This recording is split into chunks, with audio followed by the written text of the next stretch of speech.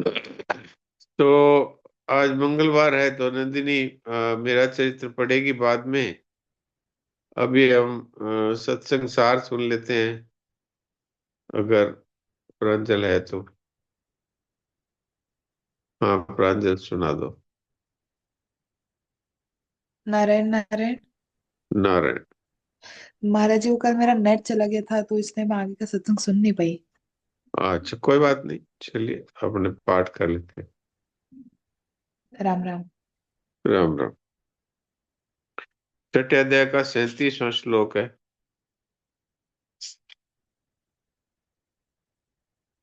अर्जुन उवाच अयति श्रद्धयोपेतो योगाचलितमानसः अप्राप्य योग संसिद्धिं कां गतिं कृष्ण गच्छति। अर्जुन उवाच अयति श्रद्धयोपेतो योगाचलितमानसः अप्राप्य योग संसिद्धिं कां गतिं कृष्ण गच्छति। अर्जुन बोले, हे कृष्ण, जिसके साधन में श्रद्धा है पर जिसका प्रयत्न शिथिल है, वह अंत समय में अगर योग से विचलित हो जाए तो वह योग सिद्धि को प्राप्त न करके किस गति को जाता है। अब पिस्ता देवी आप बोलिए।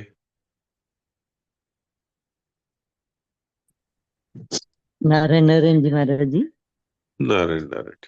अर्जुन उवाच अयति हि सर्दयोपेतो योगाचलितमानस अप्राप्य योग्य संसिद्धिं कां गतिं कृष्ण गच्छति। अप्राप्य योग्य नहीं है, अप्राप्य योग संसिद्धि। हाँ जी हाँ जी। अप्राप्य योग संसिद्धिं कां गतिं कृष्ण गच्छति। ठीक है। मोटो G45।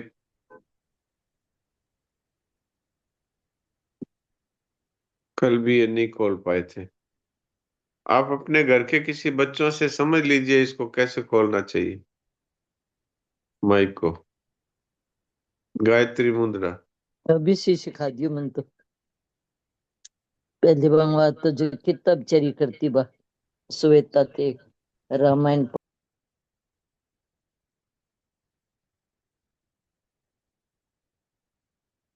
गायत्री मुद्रा। नारायण नारायण नारायण नारायण। नारायण नारायण। अयति श्रद्धयोपेतो अर्जुन वाचा बोलिए पहले। अर्जुन वाचा। अर्जुन वाचा। अयति श्रद्धयोपेतो योगाचलित मानस अप्राप्य योग संसिदम काम कामगति कृष्ण गच्छति। कांग गति नहीं है, गतिम है। काम गतिम कांग कृष्ण कांग गच्छति। गतिम कृष्ण हाँ, गच्छति। काम गतिम कृष्ण गच्छति। ठीक। नारायण नारायण नारायण रेखा। नारायण।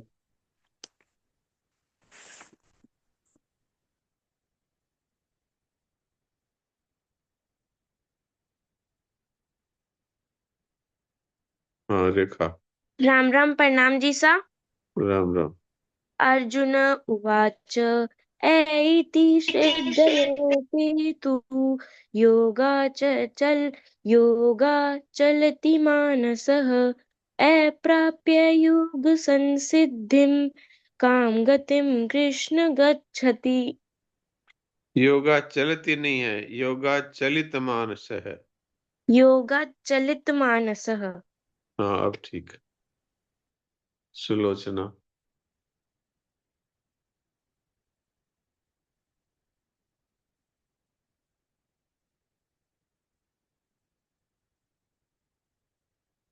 सुलोचना। ठीक है। ज्योति। खुले गो महाराज जी प्रणाम। हाँ, बोलो। अर्जुन वाच अयति श्रद्धयोपेतु योगाचल चलित मानस अप्राप्य योग संसिद्धिं काम गतिं कृष्ण गच्छति। ठीक है। ज्योति। राम प्रणाम गीता। राम राम। अर्जुन उवाच अयतिः श्रद्धयोपेतो योगाच्चलितमानसः अप्राप्य योगसंसिद्धिं कां गतिं कृष्ण गच्छति। ठीक है, राधे।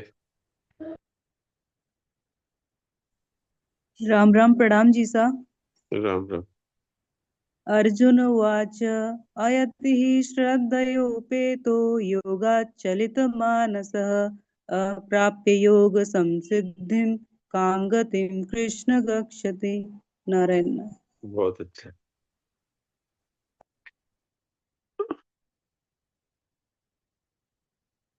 नारायण नारायण। मोटो G45 5G, आप अगर अनम्यूट कर सकते हैं तो एक मौका फिर देते हैं आपको। आप अपना माइक खोल के यदि बोल सकते हैं तो। लगता है इनको पता नहीं है। आप बच्चों से सीख लीजिए कैसे माइक खोलते हैं।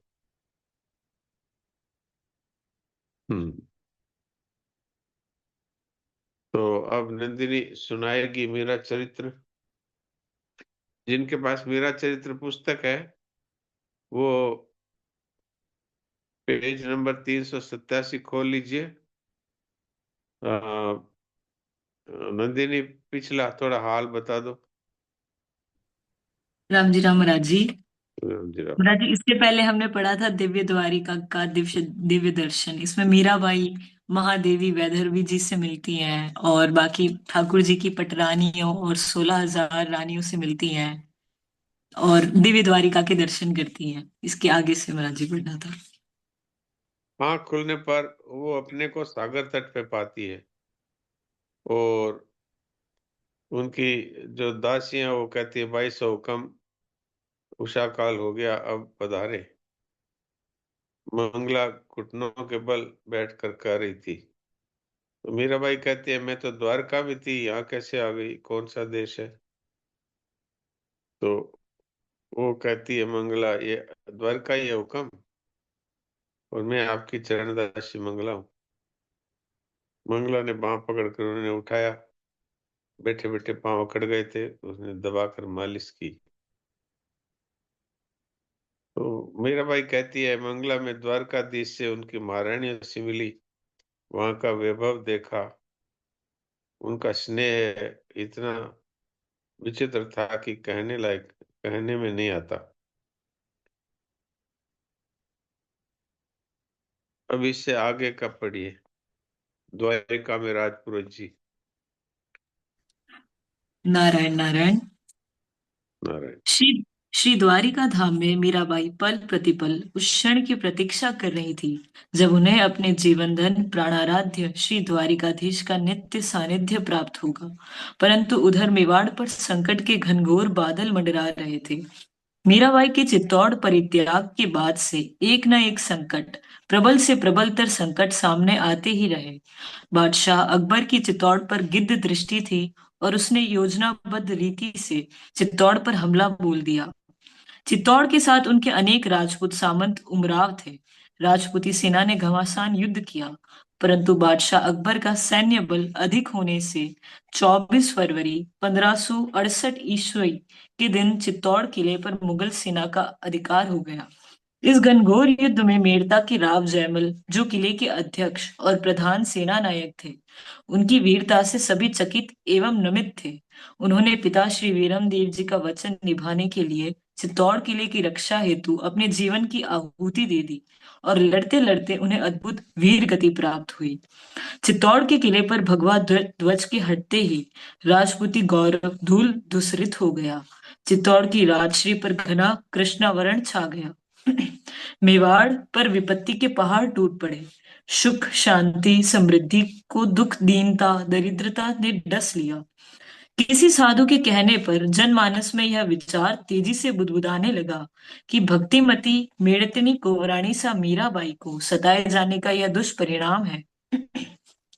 देव रूठ गए हैं, तभी तो ऐसे दुर्दिन देखने पड़ रहे हैं। भक्तिमती कोवरानी सा ने संत्रस्त होकर मेवाड़ का परित्याग कर दिया। अब तो एक ही उपाय शेष है कि यदि वे महिमामयी वापस मेवाड़ पधारे तो ये बुरे दिन बदले। यही धारणा महाराणा उदय सिंह जी की थी। उन्होंने निश्चय कर लिया कि वंदनीय भाभीसा को किसी प्रकार मनाकर वापस चित्तौड़ बुलाना चाहिए।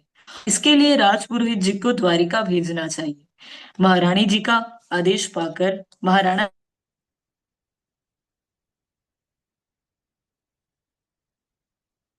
मेवाड़ के राजपुरोहित जी के साथ राठौड़ों के प्रथम श्रेणी के 2 उमराव, जयमल जी के 2 पुत्र हरि सिंह और रामदास और कई राठौड़ राणावत राजपूत सरदार थे। विक्रम संवत 1627 में अचानक एक दिन ये सभी लोग मीराबाई के निवास स्थान पर पूछते पूछते पहुंच गए। मेवाड़ के राजपुरोहित जी मी, मेवाड़ के राजपुरोहित जी मीराबाई से कहने लगे, दिल्ली के बादशाह अकबर की आंखों में चित्तौड़ राजगद्दी की प्रभुसत्ता चुभ रही थी। हिंदुत्वाभिमानी महाराणा का स्वतंत्र राजगौरव अकबर की मुसलमानी बादशाहत गवारा नहीं कर पा रही थी। राजपूती शासन मान मर्दन कर देने के मंसूबे से उसने चित्तौड़ पर आक्रमण करने का निश्चय किया। इसका समाचार मिलते ही युद्ध की तैयारी होने लगी।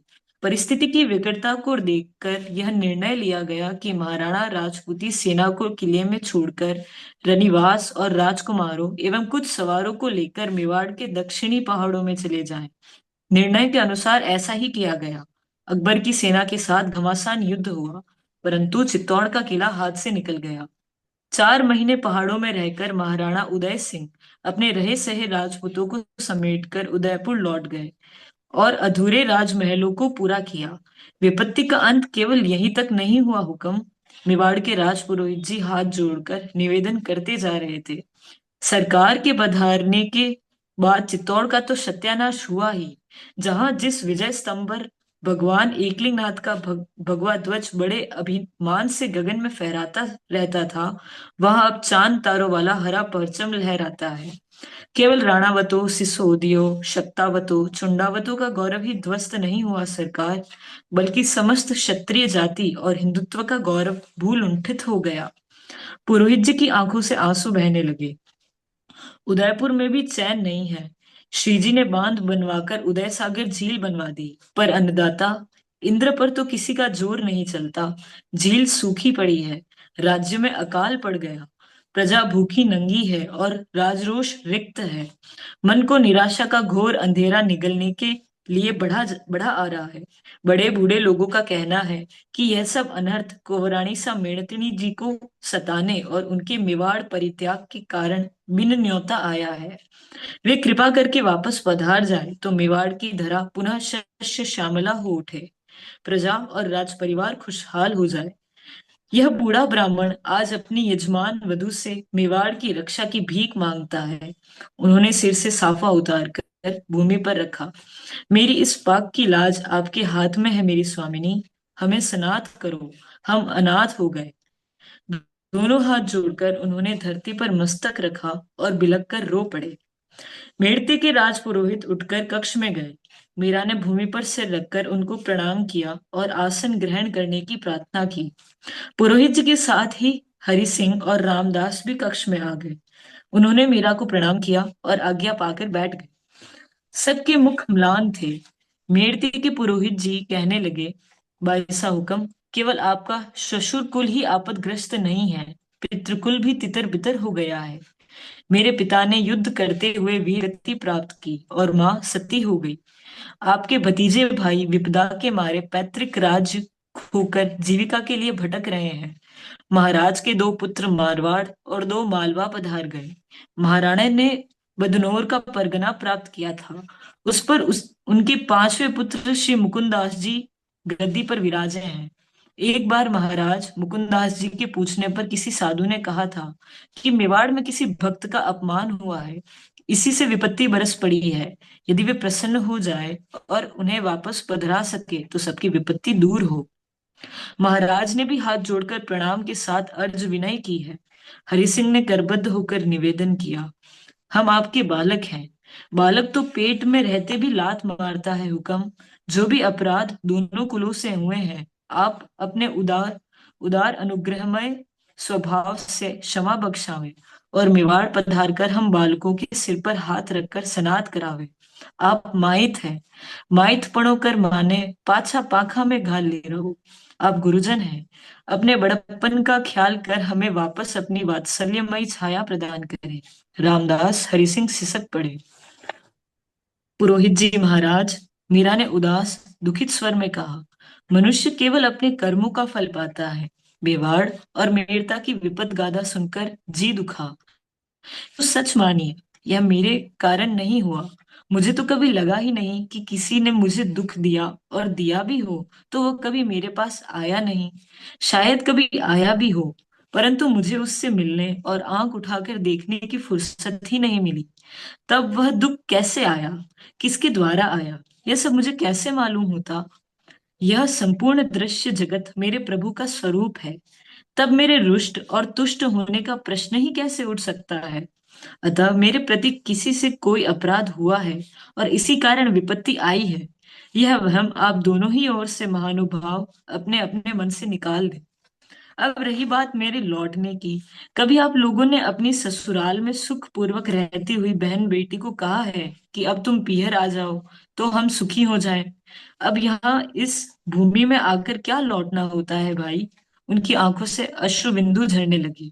हरि सिंह, रामदास, शतरानी तलवार की भेंट चढ़ने के लिए ही पुत्र का प्रसव करती है।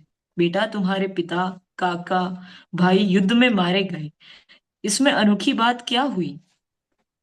शस्त्र विद्या सीखते समय प्रत्येक राजपूत यही सोचता है कि धरा, धर्म, शरणागत और दीनों की रक्षा हेतु युद्ध करते हुए वह वीर गति को प्राप्त हो। तुम्हारे पिता ने मुझसे अनेक बार अपनी यह अभिलाषा व्यक्त की थी। गौरव से तुम्हारी छाती फूली उठनी चाहिए। वीरों को जागतिक सुख नहीं, अपना धर्म और कर्तव्य प्रिय होता है बेटे। प्रारब्धानुसार आगमापाई सुख दुख भौतिक वस्तुएं नहीं है कि कोई किसी को दे दे अथवा छीन ले। सम्यक कर्तव्य पालन का सुख ही सच्चा सुख है, अन्यथा देह तो प्रारब्ध के अधीन है। इसे वह सब सहना होगा जो उसका प्रारब्ध उसे दे।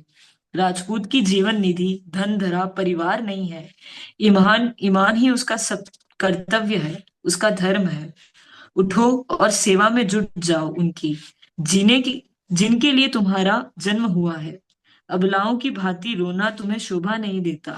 अपने कानों की खिड़कियां खोलो, जिससे आर्त, दुखी और सताए हुए लोगों की पुकार तुम सुन सको।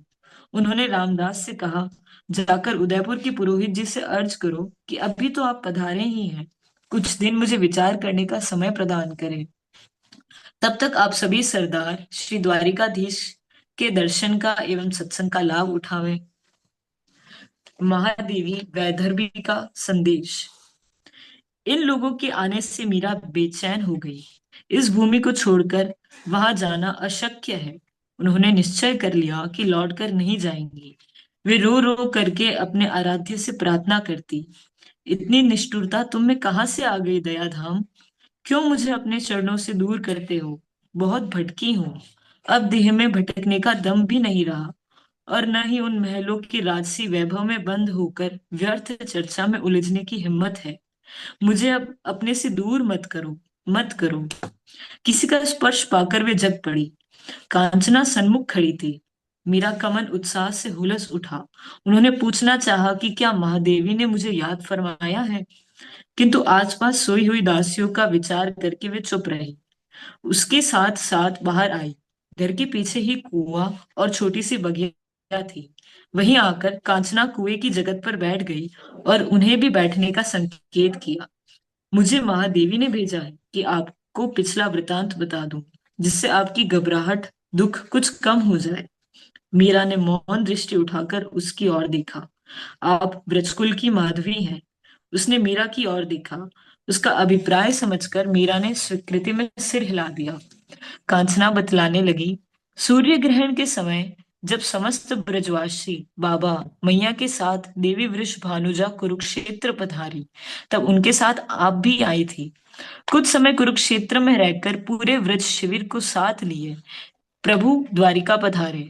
जहां अभी गोपी तलाई है, वहीं ठहरे सभी जन। देवी वृषभानुजा, उनकी सखियां, गोपालों और व्रज के जन जन का अनन्य प्रेम और असीम सरलता देखकर द्वारिका के लोग और सभी महारानियां मन ही मन न्यौछावर थी। वे एक एक दिन अपने यहाँ भोजन कराना चाहती थी। संख्या की बहुलता के कारण यह संभव नहीं लगता था। अतः यह निश्चय हुआ कि सर्वप्रथम एक एक दिन 8 पटरानियां भोजन का आयोजन करें। एक दिन महाराज उग्रसेन और कुछ दिन ऐसे ही प्रधान प्रधान सामंतों के यहाँ। अंत में 500 महारानियां मिलकर एक एक दिन भोजन का आयोजन करें।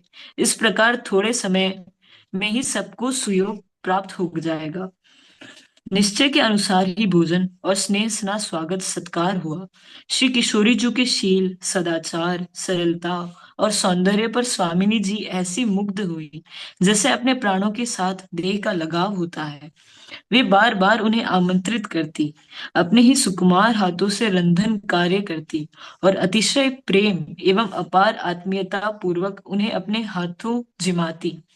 कभी कभी दोनों एक ही थाल में भोजन करती और प्रभु की बातें चर्चा करते हुए ऐसी घुल मिल जाती कि लगता जैसे दो सहोदरा बहनें कुल काल पश्चात मिली हो। भानुनंदिनी अकेली नहीं पधारती थी, उनके साथ 2-4 सखियां अवश्य ही होती। एक बार उनके साथ आप पधारी थी। द्वारिकाधीश की पट्ट महादेवी साक्षात लक्ष्मी रूपा वैदर्भी के महल का असीम ऐश्वर्य और अतुल वैभव देखकर एक दो क्षण के लिए आपके मन में भी उस वैभवानंद की सुखानुभूति प्राप्त करने की और द्वारिकाधीश की महारानी बनने की स्फूर्णा उभरी। थोड़ी ही देर में वह सब भूल भालकर आप श्री किशोरी जी के साथ वापस व्रत शिविर में लौट गई थी। किंतु काल के अनंत विस्तीर्ण अंक में आपका यह संकल्प जड़ित हो गया। उसकी पूर्ति की एक झांकी आप कुछ दिन पूर्व पा चुकी हैं। अब तो यत्किंचित शेष बाकी रहा। वह प्रसाद भी पाकर आप शीघ्र ही श्री किशोरी जी की सेवा में पधार जाएंगी। क्या मुझे द्वारिका से मेवाड़ लौटना होगा? मैं इस देह को नहीं रखना चाहती अब। इसके रहने से ही ये जंजाल उठ खड़े होते हैं। मीरा ने कहा, नहीं अब विलंब नहीं, कुल 5-7 दिन बस। कांचना मुस्कुराई। आप देव द्वारिका के सच्चिदानंदमय महल में पधार जाएंगी, किंतु देह नहीं छूटेगी, केवल रूप परिवर्तित होगा। यही समाचार देने में सेवा में उपस्थित हुई हूँ। अब आज्ञा हो। कांचना उठ खड़ी हुई। मीरा ने उठकर उसके दोनों हाथ थाम लिए। महादेवी के चरणों में मेरी ओर से प्रणाम निवेदन करना। बड़ी कृपा की जो तुम आ गई कांचना। तुम्हारी बातें सुनकर बड़ी ठंडक महसूस हुई, जैसे जले हुए घाव पर शीतल लेप लगा हो। सभी महारानियों को और प्रभु को मेरा प्रणाम निवेदन करना। प्रणाम करके कांचना पीठ फेर कर चल दी। कुछ दूर तक उसकी देह का प्रकाश और झिलमिलाते हुए पीत वस्त्र दिखलाई देते रहे। नुपुरों की हल्की ध्वनि सुनाई देती रही। फिर वह लोप हो गई। मीरा लौटकर अपने कक्ष में सो गई। आगे पढ़ो। श्री विग्रह में विलीनता। नारायण नारायण। श्री विग्रह में विलीनता। 5-6 दिन पश्चात भी जब मेवाड़ के राजपुरोहित जी को कोई अनुकूल उत्तर नहीं मिला, तो उन्होंने अनशन करने का निश्चय किया। सौजन्यवशात राठौड़ों के पुरोहित जी भी उनके समीप बैठ गए। अनशन की बात सुनकर मीरा ने उन्हें कई प्रकार से समझाने का यत्न किया, किंतु वे उन्हें ले जाए बिना किसी तरह नहीं मान रहे थे। 2 दिन और निकल गए। ब्राह्मणों को भूखे मरते देखकर वे व्याकुल हो उठे। उन्होंने पुनः उनसे अनुनय की, किंतु उन्होंने रीते हाथ लौटने की उपेक्षा मरना अधिक श्रेयस्कर समझा। आखिरकार मीरा ने उन्हें आश्वासन दिया, मैं प्रभु से पूछ लूं, वे आज्ञा देंगे तो आपके साथ चलूंगी। उस समय देवालय में द्वारिकाधीश की मंगला आरती हो चुकी थी और पुजारी जी द्वार के पास खड़े थे। दर्शनार्थी दर्शन करते हुए आ जा रहे थे। राणावतों और मेड़तियों के साथ आए हुए सभी व्यक्तियों सहित मीरा मंदिर के परिसर में पहुंची। देख पहचान करके कोई कोई उन्हें प्रणाम करने लगे और जो नहीं जानते थे वे दूसरों से उनका परिचय पूछने लगे। सबके साथ मीरा ने प्रभु को प्रणाम किया। पुजारी जी उन्हें पहचानते थे और यह भी जानते थे कि इन्हें लिवाने के लिए राजपूतों ने मेवाड़ के बड़े बड़े सामंतों सहित राजपुरोहित जी आए हैं। शरणामृत तुलसी देते हुए उन्होंने पूछा, शू थयू जावानु તય થઈ ગયું શું? આપના બિના પ્રભુની દ્વારિકા શૂની થઈ જશે. એને માટે જ હું રજા માંગવા આવી છું મહારાજ. હુકમ હોય તે હું પ્રભુથી રજા માંગ લઉં.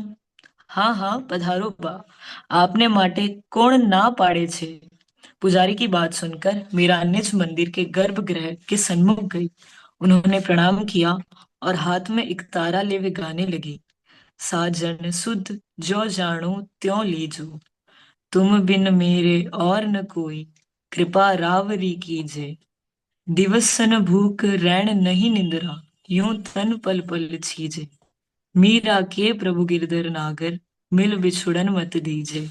मिल बिछुड़न मत दीजे.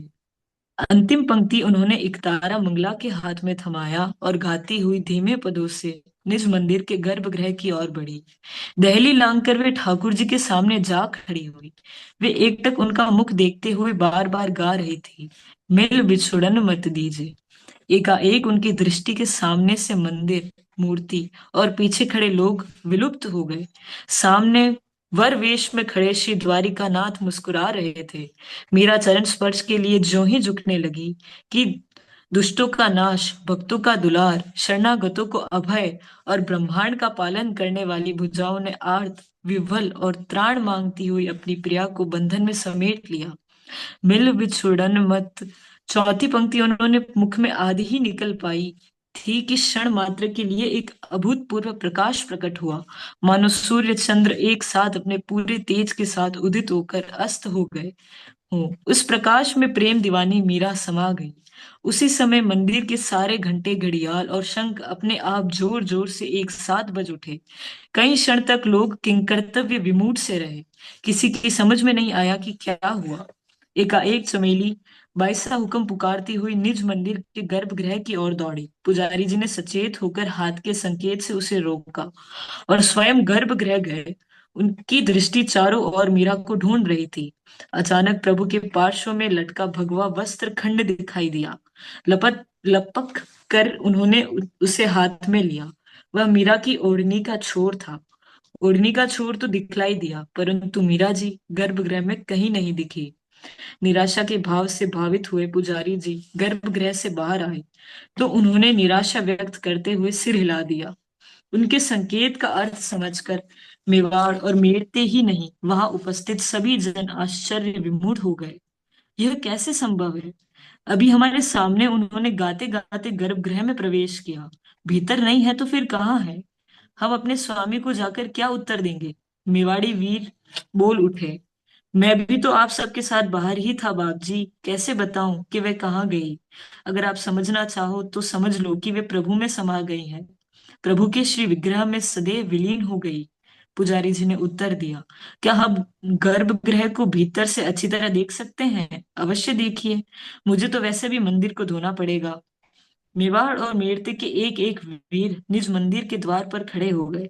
दोनों पुरोहित निज मंदिर में प्रवेश करके मूर्ति के चारों ओर घूमकर मीरा को ढूंढने लगे. उन्होंने फर्श बजाकर देखा कि वह नीचे से पोला तो नहीं है. इसी प्रकार दीवारें भी ठोकी. अंत में निराश होकर बाहर निकलने लगे तो पुजारी जी ने कहा, तमने बानी ओढ़नी नो पल्लो નથી देखतो?